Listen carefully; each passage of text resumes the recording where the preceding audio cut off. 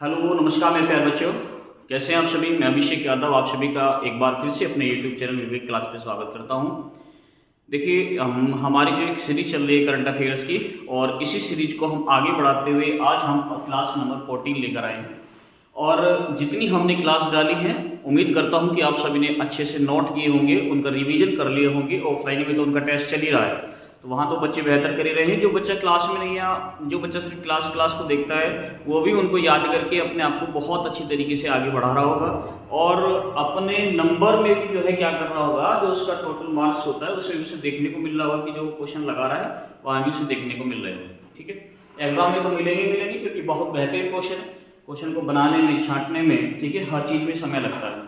दूसरी चीज़ है, आपको यहाँ उतना ही पढ़ाया जा रहा है जो आपके एग्जाम से संबंधित है। बेफालतू की चीज़ आपको कोई नहीं बताई जाएगी। ठीक है, तो वही हमारी 10 क्वेश्चन की सीरीज है।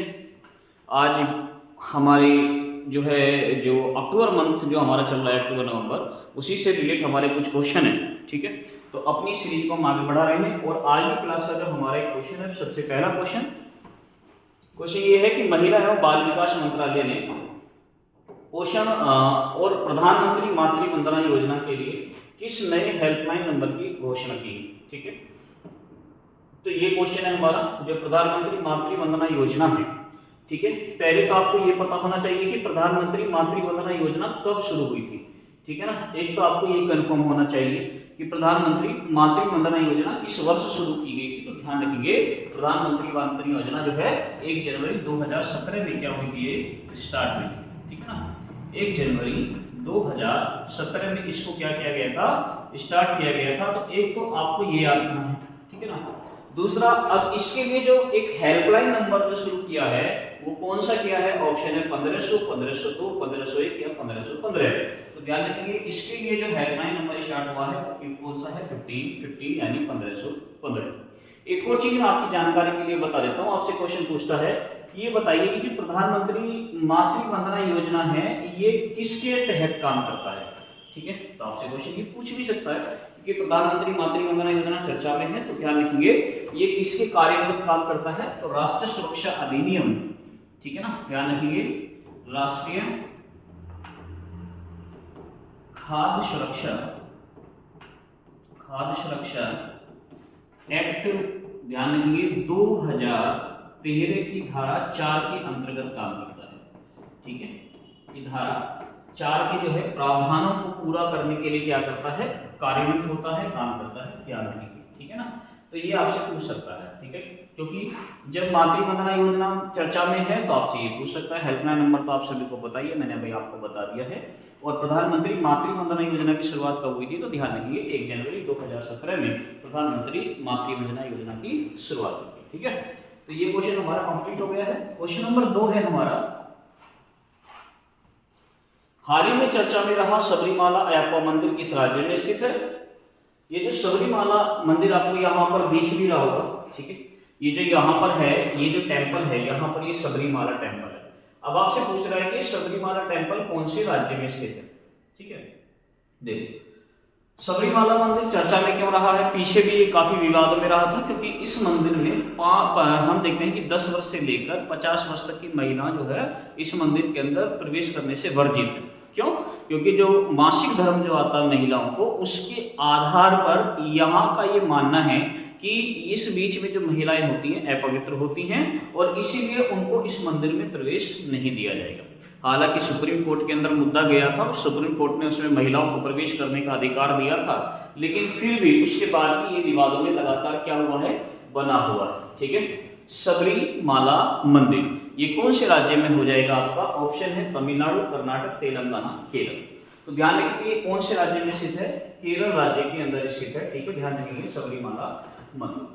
दूसरा है, मैं आपको एक और चीज बता देता हूँ, ये जो सबरीमाला मंदिर है ये कौन सी पहाड़ी पर है, तो ध्यान रखिए ये केरल राज्य में एक पहाड़ी पड़ती है, सबरी पहाड़ी। ध्यान रखिए, ठीक है, सबरी पहाड़ी। और सबरी पहाड़ी में हम देखते हैं कि जो सबरीमाला मंदिर है सबरी पहाड़ी पर स्थित है, और ये कौन से देव को समर्पित है। यदि आपसे क्वेश्चन पूछेगा कि यहाँ पर कौन से भगवान की मूर्ति है, तो ध्यान रखिए भगवान अयप्पा की मूर्ति है। ध्यान रखना, ठीक है, भगवान अयप्पा की जो है क्या है यहाँ पर मूर्ति है। भगवान अयप्पा कौन है? भगवान अयप्पा को हम देखते हैं कि भगवान विष्णु और भगवान शिव के पुत्र के रूप में जो है भगवान अयप्पा को देखा जाता है, ध्यान रखेंगे। और भगवान अयप्पा को हम मणिकंदन के नाम से भी जानते हैं, ध्यान रखेंगे। और किसके नाम से जानते हैं? मणिकंदन के नाम से भी जानते हैं, तो ध्यान रखेंगे मणिकंदन के नाम से भी हम इनको जानते हैं, ठीक है ना, ध्यान रखेंगे। सबरीमाला मंदिर इसी को लेकर किस चीज में रहा है? चर्चा में रहा है। दूसरा है, ये जो आपको यहाँ आसपास जो पहाड़ियां नजर आ रही हैं और ये जो मंदिर आपको नजर आ रहा है, तो आपको यहाँ पर एक टाइगर रिजर्व देखने को मिलेगा जिसका नाम है पेरियार टाइगर रिजर्व। कौन सा है यहाँ पर? कौन सा टाइगर रिजर्व है? पेरियार टाइगर रिजर्व है, ध्यान रखेंगे, ठीक है ना। पेरियार टाइगर रिजर्व है यहाँ पर। और इसी पेरियार टाइगर रिजर्व के अंदर जो है ये 18 पहाड़ियों से घिरा हुआ क्या है? ये टेम्पल है, ठीक है। दूसरा है, इस मंदिर में जब आप जाओगे तो यहाँ पर देखोगे कि इस मंदिर के अंदर एक फेस्टिवल मनाया जाता है, तो वो फेस्टिवल भी इम्पोर्टेंट है। एक तो यहाँ पर एक पूजा होती है, इस मंदिर के अंदर जब आप जाओगे तो यहाँ पर क्या होती है? पूजा होती है। पूजा का नाम क्या है? मंडला पूजा। तो ध्यान रखेंगे, तो आपसे क्वेश्चन पूछेगा, बताओ ये मंडला पूजा जो है कहाँ की प्रसिद्ध है? तो एक तो ये है यहाँ की। दूसरा, यहाँ जो फेस्टिवल मनाया जाता है जो, वो कौन सा है? मकराविलु, ठीक है, ध्यान रखेंगे। मकराविलु जो फेस्टिवल है, ध्यान रखेंगे, ये यहीं पर मनाया जाता है, कहाँ पर? केरल राज्य के अंदर, ठीक है ना, ध्यान रखेंगे। मकराविलु फेस्टिवल केरल राज्य में, तमिलनाडु में जो है, सॉरी, केरल राज्य में सबरीमाला मंदिर पश्चिमी घाट के अंदर स्थित है, ये भी याद रखना है आपको। सबरी की पहाड़ी पर स्थित है, याद रखना है आपको, ठीक है। चर्चा में क्यों था ये भी मैंने आपको बता दिया है, ठीक है, याद रखिए। दूसरा क्वेश्चन नंबर 3, कोरल ट्रायंगल चर्चा में था, किस देश का क्षेत्र इसके अधीन नहीं आता है? कोरल, ये आपको यहाँ पर नजर में आ रहा होगा। ऑप्शन है मलेशिया, मॉरिशस, इंडोनेशिया, फिलीपींस। अच्छा, एक चीज मैं आपको बता देता हूँ, ये जो कोरल है ना, ध्यान रखेंगे, ये कोरल आपको यहाँ पर रंग बिरंगे कोरल नजर आ रहे होंगे, ठीक है, यहाँ पर आपको मछलियां भी नजर आ रही होंगी। इसी कारण इसको जो है कोरल क्षेत्र को, ये जो कोरल ट्रायंगल है, इसको समुद्र का अमेजन भी कहते हैं, ठीक है। अमेजन वन, जैसे हम कहते हैं कि अमेजन क्या है? जो अमेजन हम जंगल देखते हैं ब्राजील के अंदर, तो वहां पर हम देखते हैं जो विस्तारित है ब्राजील में सबसे बड़ा क्षेत्र, वहां पर हमें विविधता सबसे ज्यादा देखने को मिलती है। और अर्थ जो है वहां से ऑक्सीजन, जो कितनी अर्थ पे जो ऑक्सीजन होती है, लगभग उसका 20% हम वहीं से प्राप्त करते हैं, ऑक्सीजन जो है अमेजन वन से, ठीक है, ध्यान रखिए। तो ये जो आपको यहाँ पर कोरल ट्रायंगल नजर आ रहा है, ठीक है, ये चर्चा में था। और ये बताइए किस देश का क्षेत्र इसके अधीन नहीं आता है? पहले तो मैं आपको बता देता हूँ, ये जो कोरल ट्रायंगल है, ये जो है 6 देश इसमें आते हैं, ठीक है, 6 देशों का क्षेत्र आता है कोरल ट्रायंगल में। अब इसमें जो है आप देखोगे कौन कौन से ऑप्शन है? मलेशिया, मॉरिशस, इंडोनेशिया, फिलीपींस, ठीक है। तो हमारा जो आंसर हो जाएगा वो क्या हो जाएगा? मॉरिशस हो जाएगा। मॉरिशस इसमें नहीं आता है, बाकी मलेशिया आता है इसमें, ध्यान रखिए, इंडोनेशिया आता है इसमें, फिलीपींस आता है, पापुआ न्यू गिनी आता है, कौन सा आता है? ध्यान रखिए। और कौन कौन से आते हैं? पापुआ न्यू गिनी इसी के अंदर आता है, ध्यान रखिए, पापुआ न्यू गिनी आता है। और एक आता है सोलोमन द्वीप, ठीक है, ध्यान रखिए, सोलोमन द्वीप आता है, चर्चा में है, ध्यान रखना। और एक आता है तिमोर लेस्टे, ध्यान रखिए, तिमोर लेस्टे। ये सभी जो है 6 के 6 देश हैं जो कि इनके जो विस्तारित क्षेत्र है समुद्र का, उसको हमने कोरल ट्रायंगल बोला है, ध्यान रखिए, ठीक है, ध्यान रखिए। ये जो आपको यहाँ पर दिखाई दे रही है। अब दूसरा ध्यान रखिए, कोरल जो ट्रायंगल है इसे क्या बोलते हैं? ध्यान रखना, इसको मेरे बच्चा इसे बोलते हैं समुद्र का अमेजन भी कहा जाता है, ठीक है। इसे क्या कहा जाता है? समुद्र का अमेजन भी कहा जाता है इसको। तो एक तो आपको ये याद रखना है कि इसे समुद्र का अमेजन कहते हैं। दूसरा ध्यान रखिए, समुद्र में क्या मिलता है? यहाँ पर सर्वाधिक विविधता देखने को मिलती है, ठीक है। यहाँ पर आपको क्या देखने को मिलेगी? सर्वाधिक जो है, या सबसे ज्यादा आप लिख सकते हो कि यहाँ पर क्या देखने को मिलेगी? सबसे ज्यादा विविधता देखने को मिलेगी, ठीक है। जैसे हम देखते हैं कि सबसे ज्यादा विविधता, हम देखते हैं कि भारत के अंदर सबसे ज्यादा विविधता जो हमें देखने को मिलती है वो वेस्टर्न कोस्ट पर देखने को मिलती है, पश्चिमी घाट पर। और यदि हम राज्य की बात करते हैं तो केरल राज्य में, जिसके कारण से हम क्या कहते हैं? शांत घाटी कहते हैं, ठीक है, ध्यान रखना। तो ये चीज आपको याद रखना है। इसमें कितने देश शामिल हैं ये भी याद रखना है, 6 देश शामिल हैं। जरूरी नहीं है कि ये क्वेश्चन आपसे करंट अफेयर्स में ऐसे पूछ ले, ठीक है। आपसे हो सकता है कि स्टैटिक्स टाइप में, ये करंट अफेयर्स में चर्चा में था तो मैंने करंट अफेयर्स का क्वेश्चन आपको बता दिया, इसका जो हिस्ट्री है वो मैंने आपको बता दिया, जो इसका भौगोलिक एरिया है वो मैंने आपको बता दिया है। तो इसके भौगोलिक एरिया से आपसे स्टैटिक्स टाइप में क्वेश्चन पूछ सकता है कि बताइए कोरल ट्रायंगल निम्नलिखित में से कौन कौन से देश में विस्तारित है, ठीक है। या आपसे क्वेश्चन पूछ सकता है कि ये बताइए सबसे सर्वाधिक जो जैव विविधता है कौन से क्षेत्र में, कौन से समुद्र के क्षेत्र में पाई जाती है, कौन से ट्रायंगल में है, तो ध्यान रखेंगे वो कोरल ट्रायंगल में है और इसे समुद्र का अमेजन भी कहते हैं, ये भी आपको बात याद रखनी, ठीक है। क्वेश्चन नंबर 4 क्या कह रहा है कि ट्रेड वॉच एक त्रैमासिक रिपोर्ट है, ये किसके द्वारा प्रकाशित की जाती है। ऑप्शन है आपके सामने WTO वर्ल्ड ट्रेड ऑर्गेनाइजेशन, जिसको हम बोलते हैं हिंदी में विश्व व्यापार संगठन, वर्ल्ड बैंक, नीति आयोग या फिर RBI reserve bank of India. तो ध्यान रखेंगे ये जो ट्रेड वॉच त्रैमासिक रिपोर्ट है ना, ये मार्केट से संबंधित है, ठीक है। अब ये मार्केट से संबंधित है तो लेकिन इसको जारी करने का काम कौन करता है, नीति आयोग करता है। कौन करता है, नीति आयोग इसे जारी करने का काम करता है, ठीक है, ध्यान रखेंगे, ठीक है। इसे जारी करने का काम कौन करता है, नीति आयोग। एक मिनट रुकना भाई।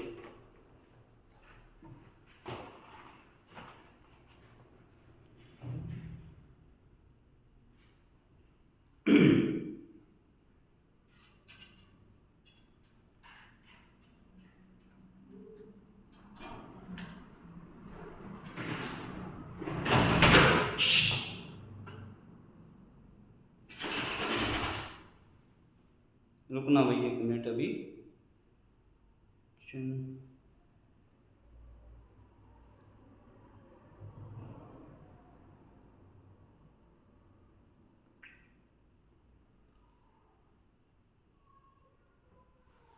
हेलो, नीचे नीचे, अरे देखना है ऊपर आना।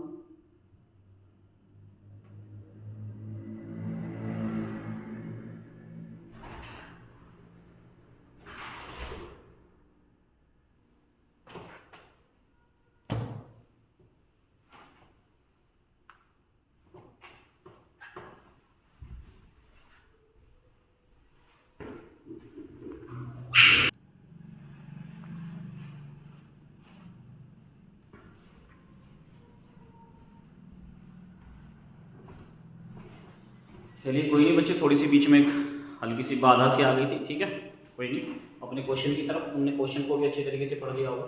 तो ये जो ट्रेड वॉच त्रैमासिक जो रिपोर्ट जारी की जाती है, ये किसके द्वारा जारी की जाती है भाई, नीति आयोग के द्वारा जारी की जाती है, ठीक है, ध्यान रखिए, किसके आयोग द्वारा, नीति आयोग के द्वारा। अब आपसे क्वेश्चन, अब देखो नीति आयोग चर्चा में है तो आपसे क्वेश्चन पूछेगा कि ये बताइए नीति आयोग की स्थापना कब हुई। ध्यान रखिए, यदि आपसे क्वेश्चन पूछे कि भैया ये बताओ नीति आयोग की स्थापना कब हुई थी, तो मेरे बच्चा 1 जनवरी 2015, ध्यान रखिए 1 जनवरी 2015 को नीति आयोग की क्या हुई थी, स्थापना।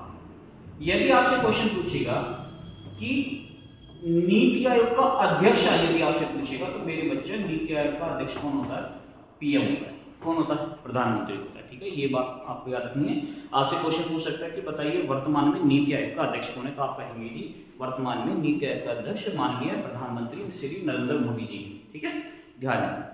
यदि आपसे क्वेश्चन पूछे कि ये बताइए कि नीति आयोग का जो उपाध्यक्ष होता है इसकी नियुक्ति कौन करता है, तो ध्यान रखेंगे नीति आयोग का जो उपाध्यक्ष होता है ये प्रधानमंत्री के द्वारा ही नियुक्त होता है, ठीक है। और इसका जो CEO होता है वो केंद्र सरकार के द्वारा जो है अपॉइंट किया जाता है। तो आपको ये बात याद रखनी।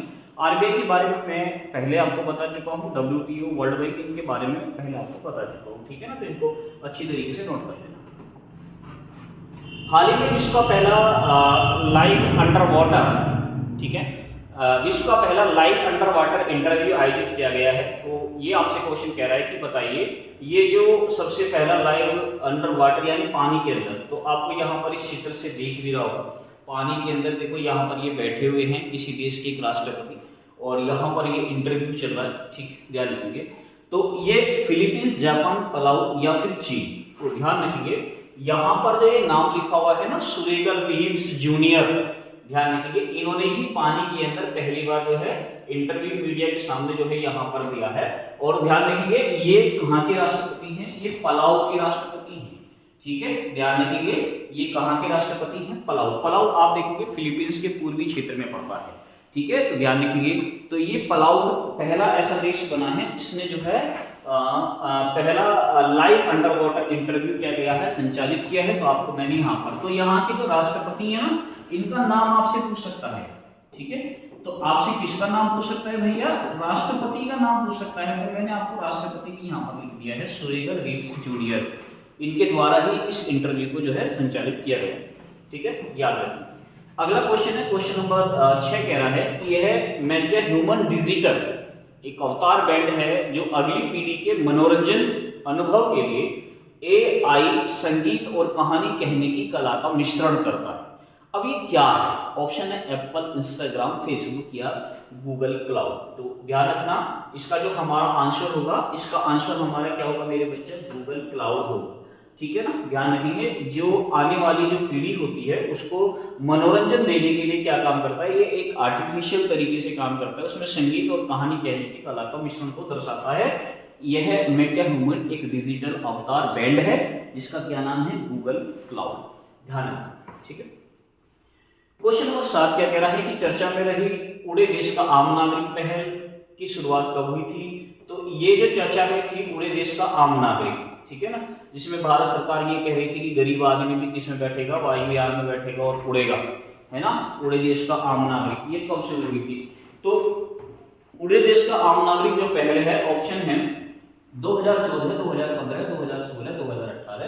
तो ये कब शुरू हुई थी मेरे बच्चा? 2016 में शुरू हुई थी। और 2016 में कब? 21 अक्टूबर में शुरू हुई थी। ध्यान रखना, उड़े देश का आम नागरिक, ठीक है, ध्यान रखेंगे। यहाँ पर लिख भी रहा है उड़े देश का आम नागरिक। एक आम नागरिक है जो अपने साथ सूटकेस वगैरह लेकर जा रहा है, और यहाँ पर देखो एरोप्लेन उड़ भी रहा है ना, उड़े देश का आम नागरिक, ठीक है, सब उड़ रहे हैं। अगला क्वेश्चन है, अरुणाचल प्रदेश के किस गांव को सर्वश्रेष्ठ पर्यटन गांव पुरस्कार 2025 से सम्मानित किया गया है? क्वेश्चन इंपोर्टेंट है, ध्यान रखिए भैया। जो है सर्वश्रेष्ठ पर्यटन गांव, ठीक है, tourism village award, best tourism village award, ये अरुणाचल प्रदेश ने खुद दिया है। ध्यान रखना, वैसे तो भारत के अंदर यदि हम देखें कोई एक ऐसा गांव नहीं है जिसको हम ये कह दे कि जो है एक वैश्विक स्तर पर जो है उसको एक टूरिज्म अवार्ड से सम्मानित किया गया है, ठीक है, 2025 में अभी तक कोई नहीं। लेकिन यदि आपसे क्वेश्चन पूछे कि अरुणाचल प्रदेश ने अपने कौन से गांव को दिया है, तो ध्यान रखिए ऑप्शन है कीबीथू, मोनिंगो, बोकेडो और जो है कैमोई। तो हमारा जो सही आंसर है इसका क्या होगा मेरे बच्चा? कैमोई होगा। कौन सा होगा? कैमोई होगा, ठीक है, ध्यान रखिए। यदि आपसे क्वेश्चन कहे कि भैया ये बताओ विश्व का जो है विश्व का सर्वश्रेष्ठ पर्यटन गांव का अवार्ड किसको मिला है? ध्यान रखेंगे, ठीक है। यदि आपसे क्वेश्चन पूछे कि ये बताइए विश्व का सर्वश्रेष्ठ, ठीक है ना, यदि आपसे क्वेश्चन पूछेगा विश्व का सर्वश्रेष्ठ पर्यटन गांव का जो अवार्ड मिला है वो किसको मिला है, तो ये तो भैया आपसे पूछ सकता है, क्यों नहीं पूछ सकता? ये तो पूछ सकता है ना, क्योंकि वैश्विक स्तर पर तो है, लेकिन भारतीय स्तर पर हम देखें तो हर कोई राज्य क्या कर रहा है? ज्यादातर राज्य अपने गांव के अंदर एक पर्यटन गांव घोषित कर रहे हैं। तो ध्यान रखेंगे ये कौन सा शहर है, कौन सा गांव है? ब्लेड शहर। ध्यान रखेंगे, ब्लेड कहाँ का है? स्लोवेनिया। ध्यान रखेंगे, कहाँ का है? स्लोवेनिया का है, स्लोवेनिया, ठीक है ना, ध्यान रखेंगे। यहाँ का एक शहर है, गांव है ब्लेड। ध्यान रखिए इसी को विश्व का सर्वश्रेष्ठ पर्यटन गांव जो है इससे सम्मानित किया गया है। तो आपको ये बात याद रखनी है, ठीक है ना, ध्यान रखिए। हाँ, आपसे ये क्वेश्चन पूछ सकता है कि ये बताइए इंडियन सब कॉन्टिनेंटल रेस्पॉन्सिबल टूरिज्म अवार्ड 2025 किसे मिला है, ठीक है ना, ध्यान रखेंगे। तो ये आपसे क्वेश्चन पूछ सकता है कि इंडियन, हाँ ये क्वेश्चन पूछ सकता है कि इंडियन सब कॉन्टिनेंटल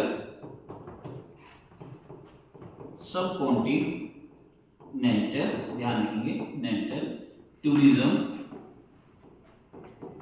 ठीक है, कॉन्टिनेंटल रिस्पॉन्सिबल, ठीक है ना, ध्यान रखेंगे रिस्पॉन्सिबल टूरिज्म अवार्ड। ये क्वेश्चन आपसे पूछ सकता है, ध्यान रखेंगे, टूरिज्म अवार्ड, ठीक है ना, ध्यान रखेंगे। टूरिज्म अवार्ड जो है ये 2025 के लिए दिया गया, टूरिज्म अवार्ड 2025। हाँ, ये आपसे पूछ सकता है कि ये बता दो ये किसे मिला है। तो ध्यान रखिए ये किसको मिला है? कारीकोट गांव को मिला है। ये किसको मिला है? कारीकोट गांव, ठीक है ना।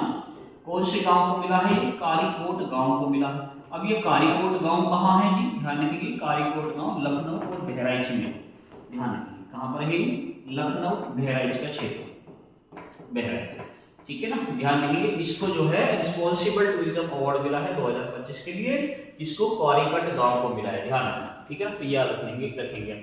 यदि आपसे क्वेश्चन पूछे कि ये बताओ भारत का सबसे स्वच्छ गांव कौन सा है, तो आपको यहाँ पर ये चित्र नजर आ रहा होगा, ठीक है ना। इसके बारे में मैं थोड़ा सा भी आपको बताऊंगा, थोड़ा सा समझाऊंगा, ठीक है। तो आपको यहाँ पर ये चीज नजर आ रही होगी, ये चित्र यहाँ पर आपको नजर आ रहा होगा, ठीक है। अब इसमें यहाँ पर इस गांव का नाम लिखा हुआ है the cleanest village in Asia, ठीक है ना।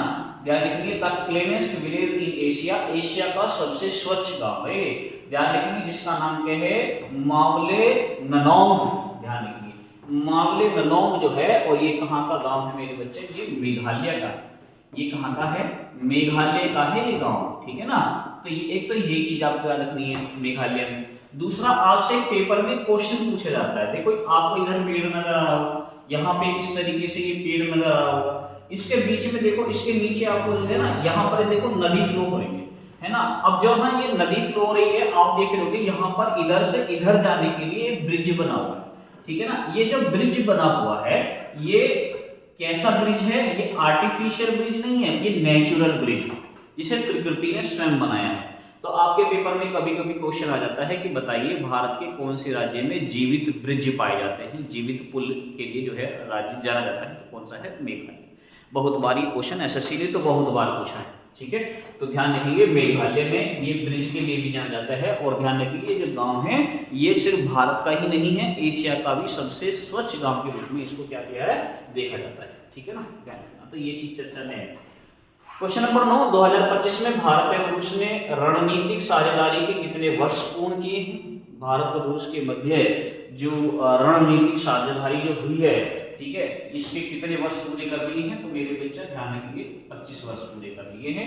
इसका जो हमारा आंसर होगा, इंडिया और रशिया पार्टनरशिप के जो रणनीतिक जो है जो वर्ष पूरे हुए हैं वो कितने हो गए हैं, ध्यान रखेंगे 25 वर्ष पूरे हो गए हैं। तो ये याद रखना है, भारत के प्रधानमंत्री नरेंद्र मोदी जी दोनों हाथ मिलाते हुए ध्यान रखेंगे, ठीक है।